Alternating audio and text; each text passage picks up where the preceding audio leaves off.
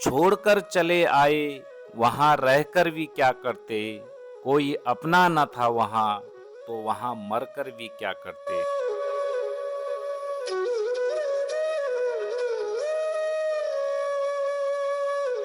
दोस्तों, यह है पहाड़ से खाली होते गांव व खलियानों की तस्वीर, जो कि हमें बहुत डराती व विचलित करती है।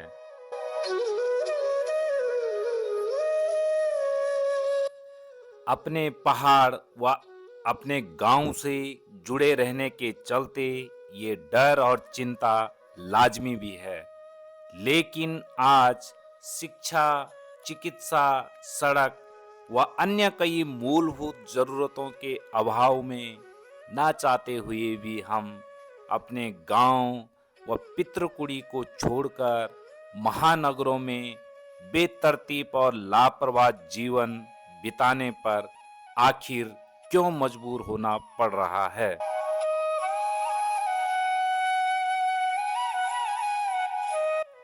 जिस पेड़ की जड़ें इन पहाड़ों ने जकड़ी हो, वह आखिर दिल्ली, देहरादून व ऋषिकेश में हरा कैसे रह सकता है। बेशक हमारा शरीर इन कस्बों व महानगरों में हो, लेकिन हमारी आत्मा अभी भी रहती है इन पहाड़ों में और इन सुंदर से गांव की खोलियों में।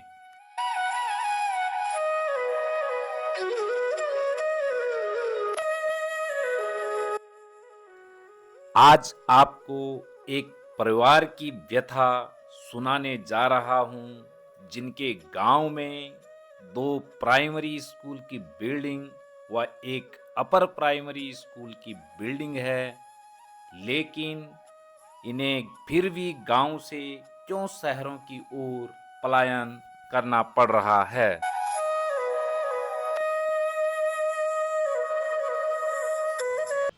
नमस्कार दोस्तों, कैसे हैं आप सभी लोग। सभी स्वस्थ होंगे, मस्त होंगे। तो साथियों, आज आपको लेकर आया हूं मैं ग्राम पिपोला पट्टी धूमबंधार में, जहां पर की सड़क में मुझे एक परिवार गांव से पलायन करता हुआ नज़र आया है। तो मैं इनसे कुछ बातचीत करता हूं कि क्यों ये अपने गांव को छोड़कर शहरों की ओर जा रहे हैं, क्या कारण रहा होगा कि ये लोग आज अपने गांव से पलायन कर रहे हैं।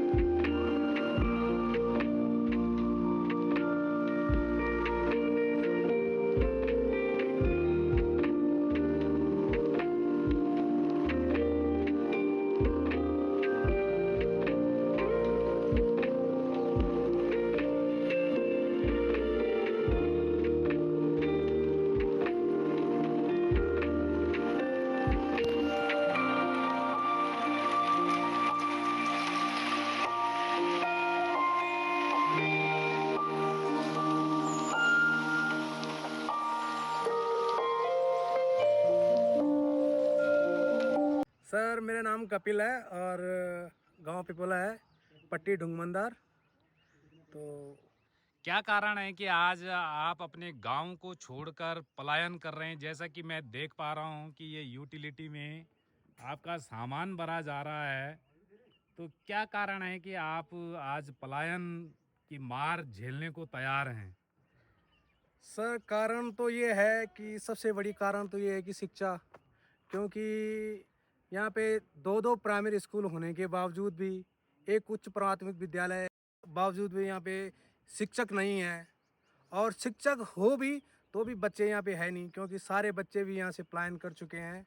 और मेन कारण पलायन का शिक्षा है, जो कि हम यहाँ से जा रहे हैं। मैं इतने साल बाद यहाँ अपने गांव से अपने घर को छोड़ के, जहाँ हमारी जन्मभूमि है उसको छोड़ के जा रहा हूँ। बड़ा दुख की बात है ये, और बड़ा दुख हो रहा है अंदर से, क्योंकि हम बहुत सालों बाद ये घर छोड़ रहा हूँ, ये गांव छोड़ रहा हूँ। और हो सकता है कि आगे यहाँ आना ना पड़े, हो सकता है कभी कभी देखभाल के लिए आऊँ, पर लेकिन ऐसा है कि अब पलायन ही कर चुके हैं यहाँ से। तो शिक्षक क्यों नहीं है? क्या आपके गांव में बच्चे नहीं हैं? क्या कारण है कि यहाँ पर सरकार द्वारा शिक्षक आपके गांव में उपलब्ध नहीं करवाए गए हैं? शिक्षक भी थे यहाँ पे, पर लेकिन बच्चे, क्योंकि ये है कि यहाँ पे बच्चे भी नहीं हैं, शिक्षक भी नहीं है, तो ये कारण भी है। तो गांव के बच्चे कहाँ चले गए हैं? गांव में तो बच्चे होने चाहिए। बच्चे, गांव के बच्चे, कोई घंसाली चले गए, कोई नैटीरी चले गए, कोई दिल्ली, देहरादून, ऋषिकेश चले गए हैं, क्योंकि अपने बच्चों को उच्च शिक्षा देने के कारण, क्योंकि प्राइवेट स्कूलों में पढ़ाने के कारण, इसलिए यहाँ के बच्चे बाहर चले गए हैं। तो मैं आपसे, जैसा कि आप भी पढ़े लिखे इंसान हैं और आपको भी पता है जितने भी हमारे सरकारी विद्यालय हैं, सारे जो शिक्षक सरकारी विद्यालयों में हैं वो वेल क्वालिफाइड मैं उनको बोलूँगा। लेकिन आप लोग या आपके गांव वालों ने क्यों ऐसा सोचा कि प्राइवेट स्कूलों की तरफ ये जाएं? क्या कारण रहा होगा?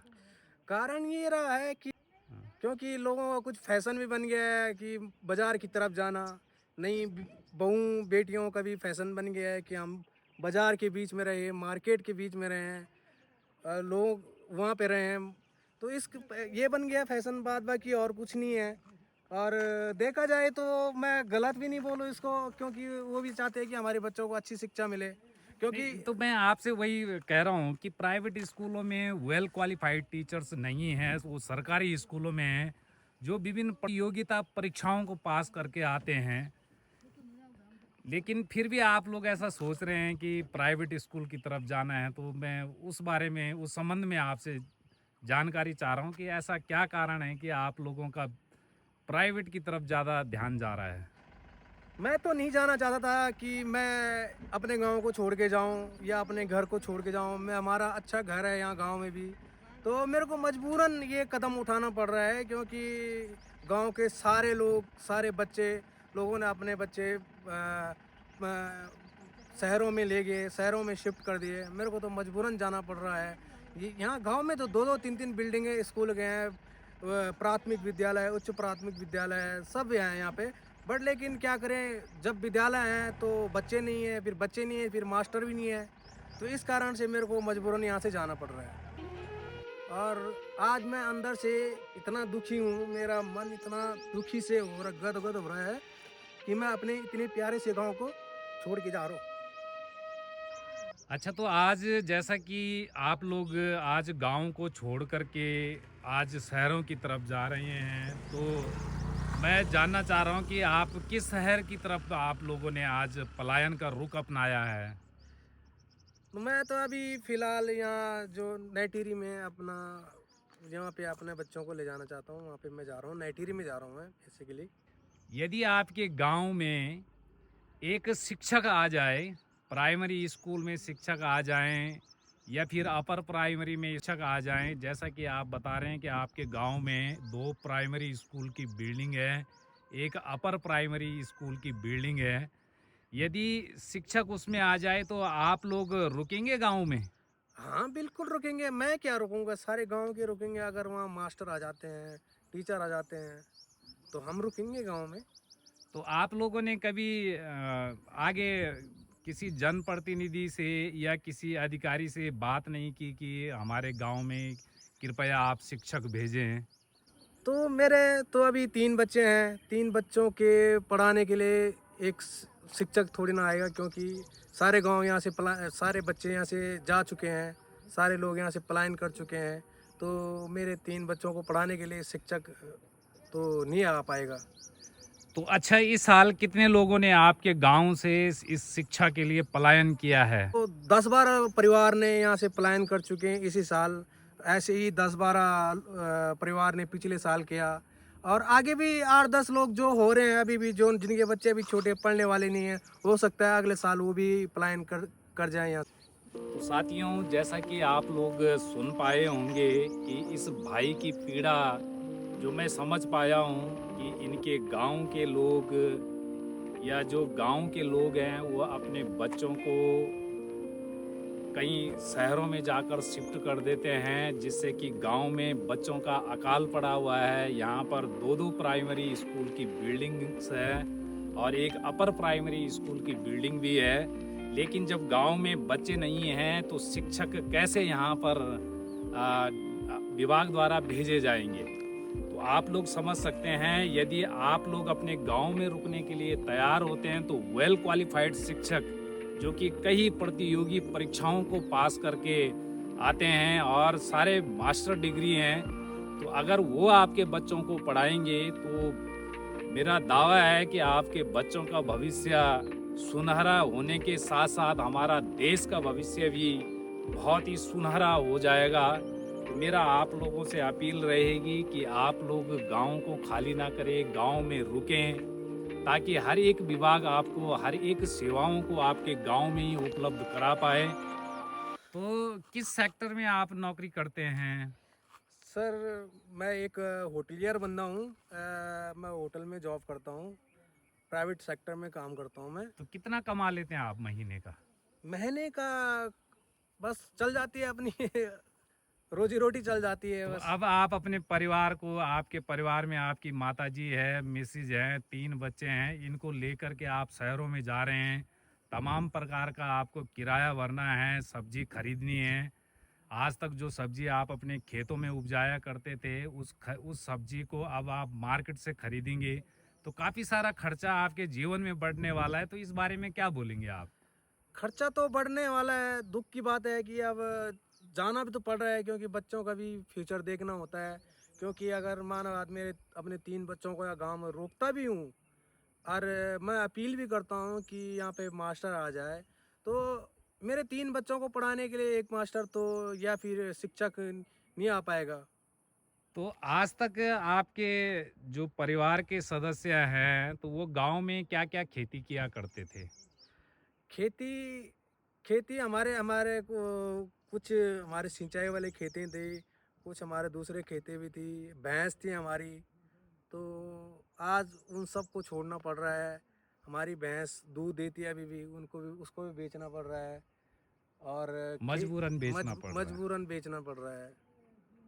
तो आप लोगों को याद आएगी इन खेतों की, इन खलिहानों की, इन पशुओं की जिनका कि आपने दूध का सेवन किया है, आपके बच्चों ने दूध उनसे प्राप्त किया है, तो इनकी यादें आएगी आपको? यादें भाई साहब, यादें तो बहुत आएगी हमें, क्योंकि उसी के पीछे हमारा जीवन चला है। उन्हीं भैंसों के पीछे, उन्हीं खेतों के पीछे हमारा जीवन चला है। हमारी पढ़ाई शिक्षा उसी खेतों और उन्हीं भैंस के पीछे हुआ है और आज मजबूरन उनको छोड़ के जाना पड़ रहा है। ये हमारी बदकिस्मती है जो हम इन्हीं प्यारी जी स्वर्ग जैसी जगह को छोड़ के जाना पड़ रहा है।